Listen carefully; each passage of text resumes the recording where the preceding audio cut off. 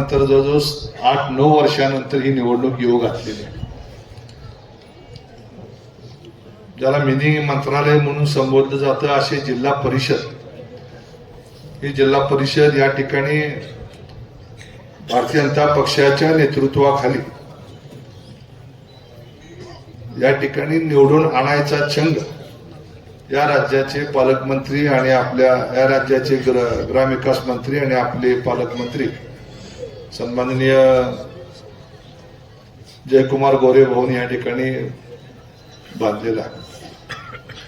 आपल्या सगळ्याला माहित आहे की राजकारणामध्ये अनेक घडामोडी घडत असतात आणि त्याच्यामध्येच आपल्या तालुक्यामध्ये शेवटच्या 1-2 दिवसामध्ये अचानक काही घडामोडी घडल्या. सुरुवातीला अजितदादांची राष्ट्रवादी काँग्रेस आणि भारतीय जनता पक्ष यांनी पंढरपूर तालुक्यातील सगळ्याच निवडणुका महायुतीच्या माध्यमातून त्या ठिकाणी लढवावी अशा पद्धतीची भूमिका त्यांच्या काही कार्यकर्त्यांनी व्यक्त केली. कल्याणराव सांगितलं, आपलेही काही कार्यकर्त्यांनी व्यक्त केली. मग त्यात कुठेतरी राज्यात आणि देशात जर आघाडीचं सरकार असेल त्या दोन्ही आघाडीच्या पक्षातल्या, तिन्ही पक्षातल्या काही लोकांना संधी देऊन ही निवडणूक पुढे नेण्याचा विचार झाला. मग निवडणुका आघाडी म्हणल्यानंतर एकत्र येऊन काढण्याचं म्हणल्यानंतर काही तडजोडी कराव्या लागल्या असतील, परंतु काही निर्णय वेगळे झाले राज्यस्तरावरती. आणि मग आपल्या जिल्ह्याचे पालकमंत्री जयकुमार भाऊनी आम्हाला सूचना केली आणि त्यांनी सांगितले की आपल्याला कमळ या चिन्हावरतीच निवडणूक लढायची आहे. आणि पंढरपूर तालुक्यामध्ये समाधानजी काळे आणि गणेश पाटील हे दोघं कमळ या चिन्हावरती निवडणूक लढवायला तयार आहे. आपण आपल्या कार्यकर्त्याशी बोलून काय करायचा हा निर्णय घ्या. त्यानंतर मी आदरणीय भाऊ सगळेच कार्यकर्ते 15-20 प्रमुख तालुक्यातले आम्ही बसलो, सगळ्यांना एकत्र बोलवलं आणि त्यांना त्या ठिकाणी विचार सांगितले. मी त्यांना मनापासून धन्यवाद देतो की त्या सगळ्यांनी त्याला होकार दिला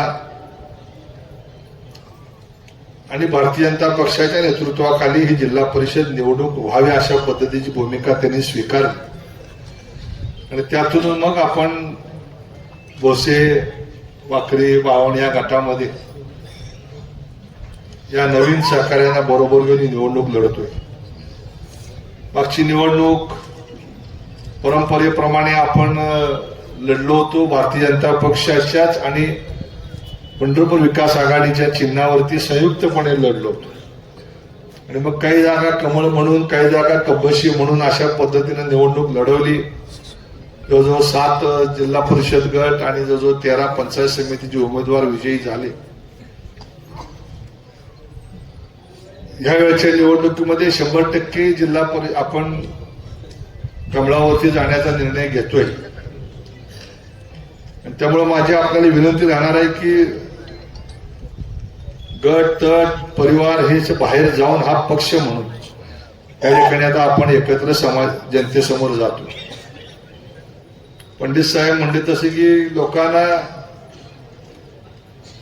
10 वर्षापूर्वी 15 वर्षापूर्वी भाजप कमळ म्हणले की नको वाटायचं, पण आता एक पुढारी तर जिल्ह्यात राहिला नाही, तालुका स्तरावरची जी प्रमुख आहे की ज्या सगळ्यांच्या लक्षात आले की आपल्याला जर आपल्या भागाचा विकास करायचा असेल, शेवटी राजकारण आपण करतो ते सर्वसामान्य कार्यकर्ते, गावगाड्यातली जनता याच्या जीवावरती करतो आणि त्यांचे छोटे छोटे प्रश्न असतात.